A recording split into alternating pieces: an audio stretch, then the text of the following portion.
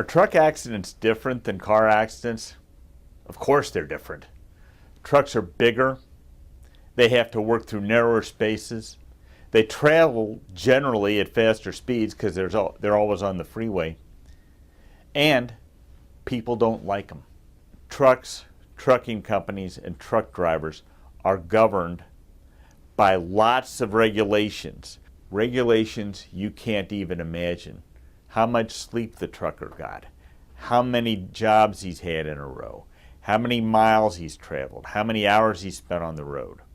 Trucking companies know that people don't like them, and they fight hard.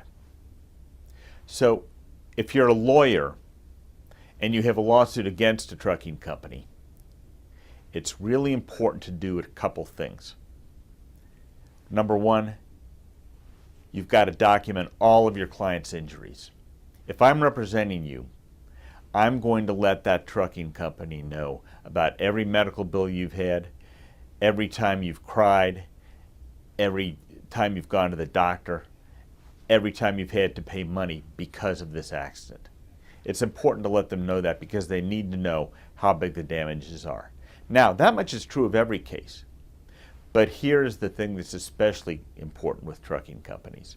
A lawyer with a lawsuit against a trucking company has to let the trucking company know everything that it did wrong.